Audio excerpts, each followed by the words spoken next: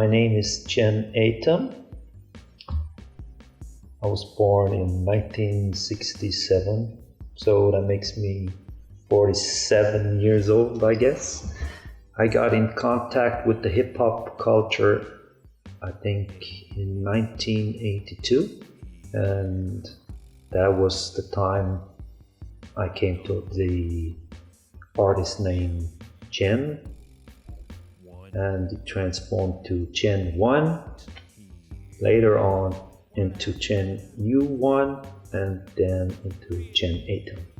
With the 1, with the 2, with the 3, with the 1, 1, 2, 2, read, 3, 3, read, 3, 3, freedom, free, the rhythm with the 1, 2, 3, the 2, 1, the time is gone, the bad rhyme is on, the 4, 5, 6, 7, 5, 4, the nearing of time, crack, jack, the bang, the word no more. In 1983, I did my first train here in Zurich.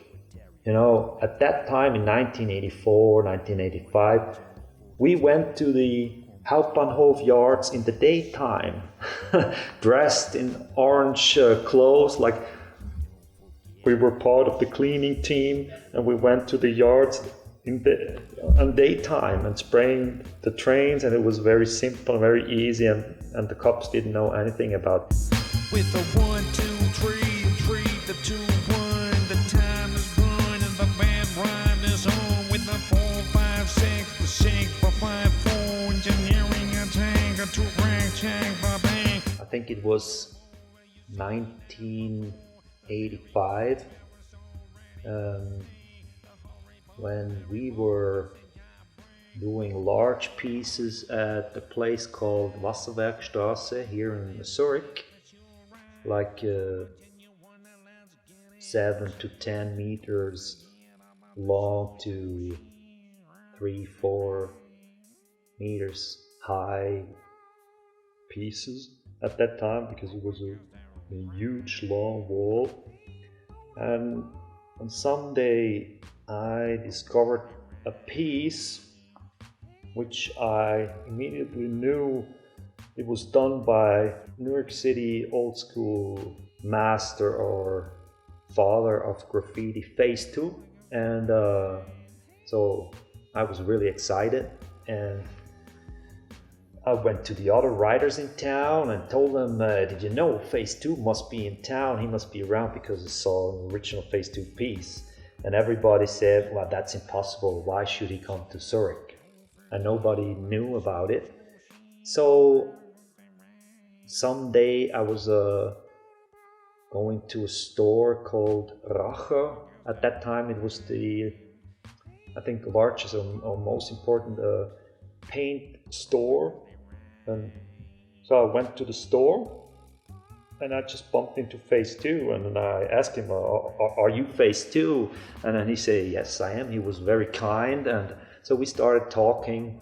Then he took me to his Zurich studio because he had an art show in a gallery here in Zurich, and then we talked a lot, and I think he told me a lot. I learned a lot from Phase 2. We went out to bomb in nighttime.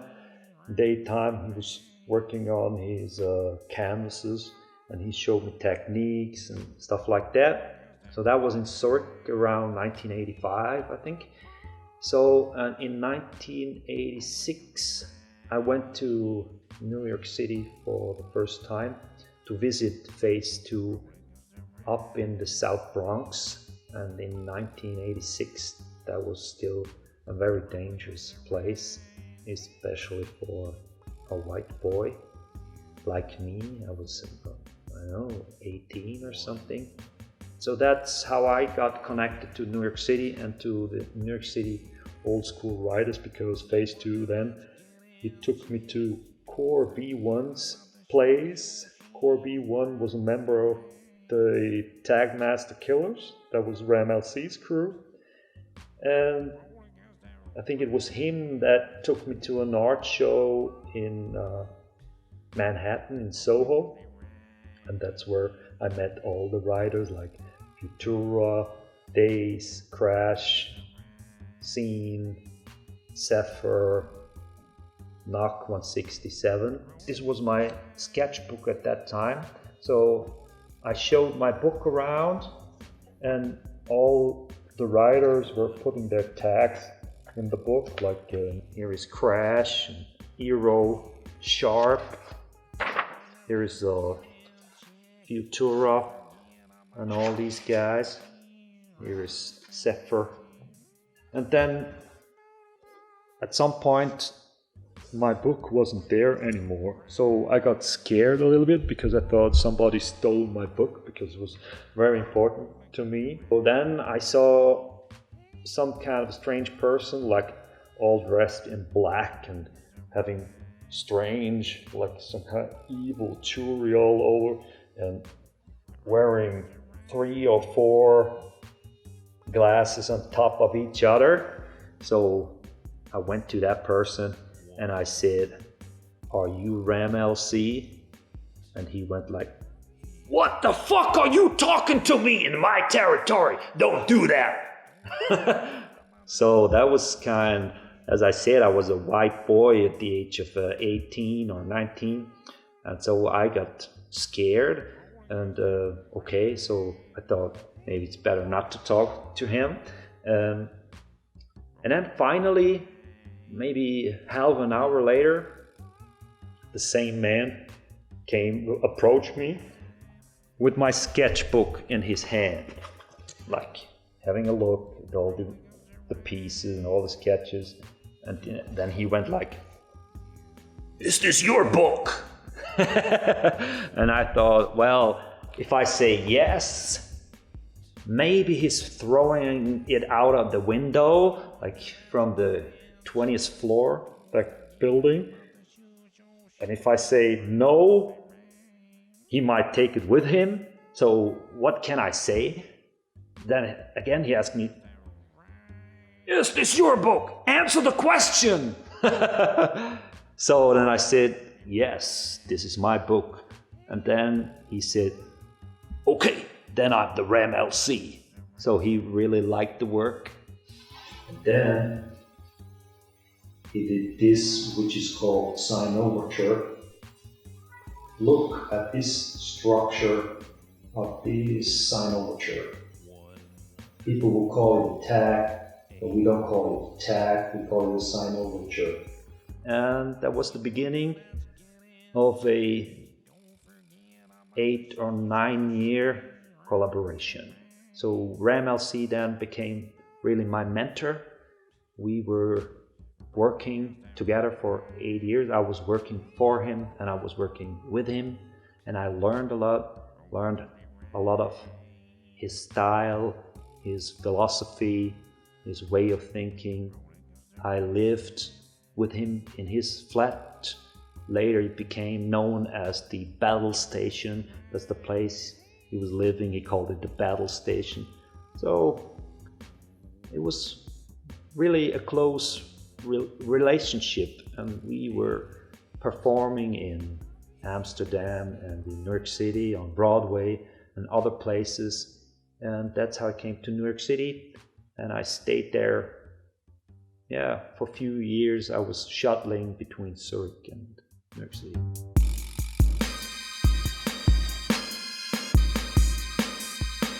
For example, here you can see very much inspired by Rammellzee. This is also the sign overture technique. For example, this here is called the harpoon, where the letter is armed with a harpoon. That was established in New York City subway cars. It was inside art, like done with markers in the inside of the subway car. Writers practicing sign overtures called themselves assassins, like assassinating other writers and other styles with the harpoons.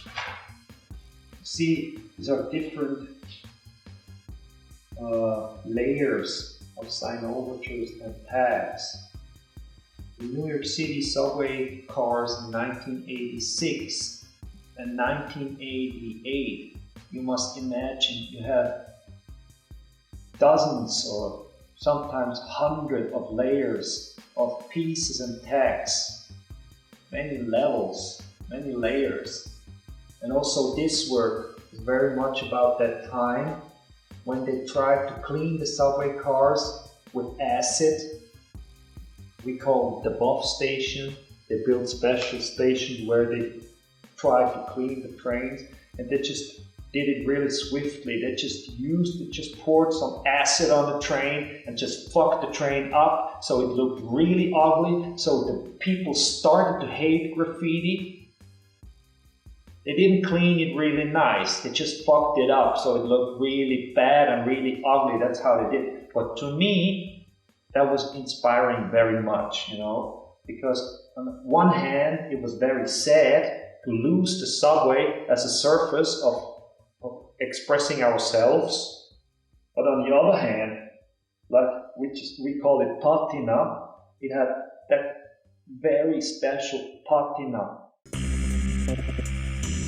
I think in 1994,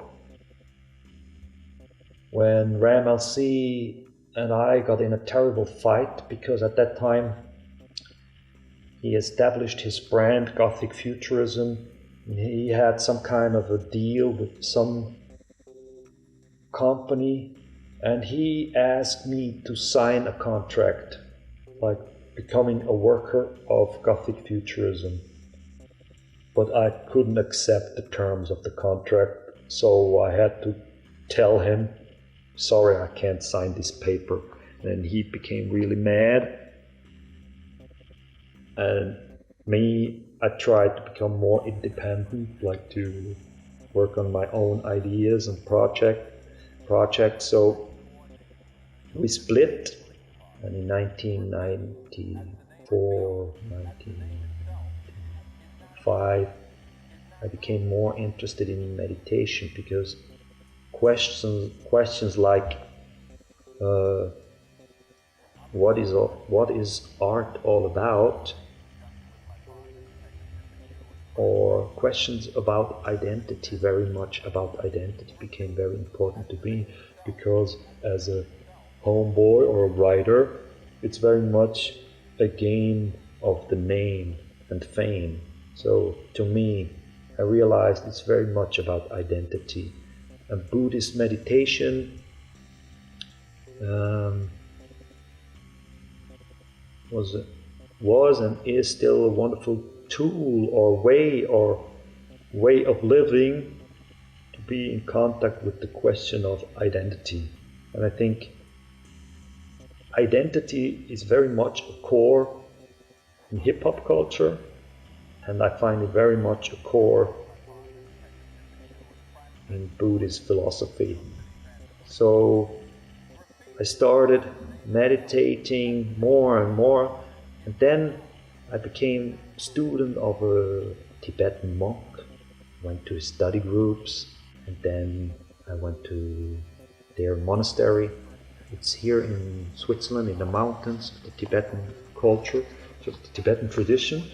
Then I became a student, and later on I even became a Buddhist monk for 7 years. And after that period I became a Buddhist Zen teacher and Zen monk and Zen priest. And meditating is very important to me for inspiration. So inspiration comes from outside, but to me it also comes from inside. And meditating is like many things, but looking deeply into phenomena, outside or inside phenomena. And that's where I get a lot of inspiration.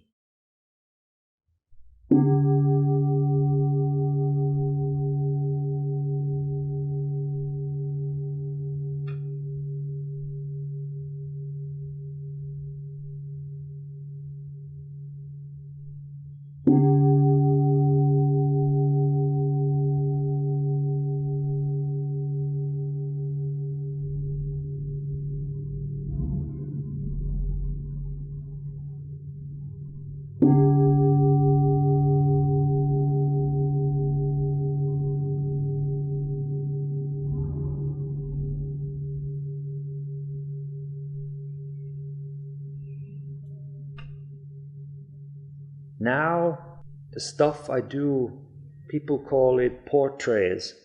Mostly I take a portrait of a well-known person or somebody that is not so well known, and if I work with or on the person, it always has to do with identity. How do I perceive the other? What is my story with the other? These are a couple of letters here. First one is a letter to African Bambara. And here, Futura 2000. And there we go. My boy, Rammellzee. When it comes to the action of writing, nowadays I really concentrated. I mean, I wrote letters like in wild style letters, like for many years, like 20 years or even more. And nowadays, I'm not writing the letter A or the letter B or the letter C, but I decided to write the period. Like in the end of a sentence, you have the period, the dot, or the point. I also call it the point of view, or I call it period. So when I work on an image or an imagination of a person and I write on it, I just attack the image and the imagination by writing a dot. Like imagination is a very special or important part in meditation. What is reality and what is imagination? So I work with the aspects of imagination, and what I write in these days is the period. So people say, what is that? And they just call it a splash. And I say it's a period. And I say it's a writing, but the question is if you can see and if you can read the letter. And the letter is not just one symbol. In English language, a letter is also a whole writing. Like if you write a letter to somebody, it's a whole writing. And my artwork are letters that telling stories and history. But that happens very much if you look at the work, and the own perception and the own thoughts about the work are very much part of the work and of the letters.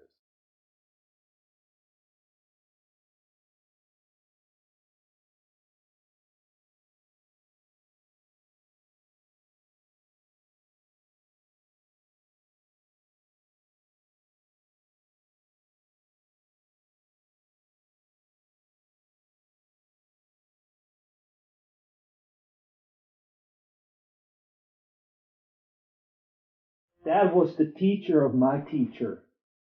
As one of the teachers of my teacher is called Dondi or Dondi White. And together with Knock 167, they were both teachers. Like Knock 167 was the teacher of Dondi. Knock 167 was the president of the Death Squad. It was a hip-hop crew, rider crew in New York City, and Knock 167 was the president. Now he was down with the Death Squad or TDS. Then he came up with his own crew, and his own crew was called CIA. CIA, like the CIA, we know, but with another meaning. CIA meant crazy inside artist, referring to the subway. And he was the president of the Crazy Inside Artists. So Knock was the teacher of Dondi. Dondi was the teacher of Rammellzee. And Rammellzee was my teacher. So it's a continuation. It's like a lineage. Like in Buddhism as well, when I told you, the Buddha, Mahakashapa, or Kalu Rinpoche is also a lineage of continuation, like giving it to the next.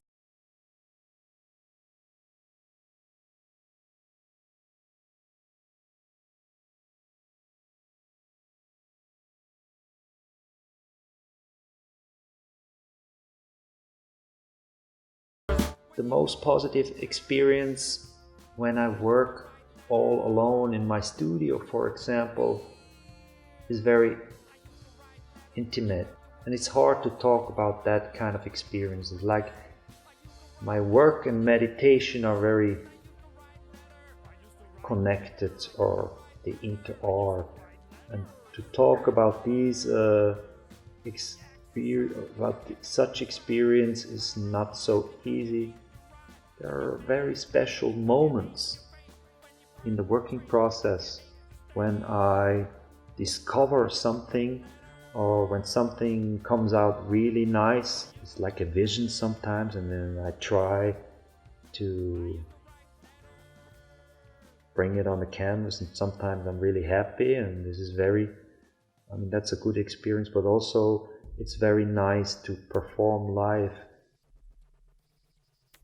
together with other people. Like in my performances, many times I collaborate with other artists, musicians as well, and it's like making music in a band, or like in the old times, like when we were bombing our pieces on trains, when we did a nice piece, like it was really nice experience.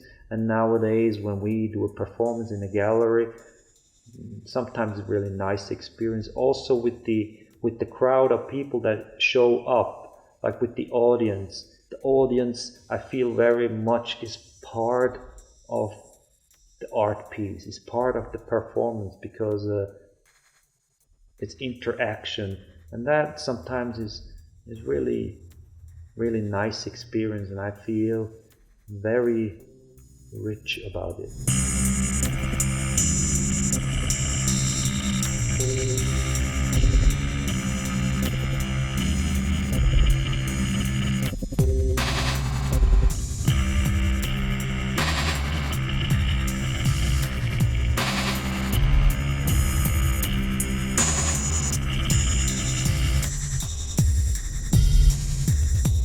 Yeah, so I just released my music album 2 weeks ago, and the next thing I think I will do, I'm working on a book about my work. Some publisher in Germany got in contact and asked me if I want to do a book about my work, so that's something, I'm on it. Another thing is a new exhibition with the curator and a very old friend of mine. His name is Alain Kupper, and we have the plan to realize a solo show this year here in Zurich. So last year, 2013, I was traveling a lot. I had shows in Paris, in Tokyo, in Istanbul, in New York. I was traveling a lot. It was very nice, but was also exhausting. And this year, I think I will stay in Zurich, and I will do the solo show in Zurich, so taking it a bit easier. Graffiti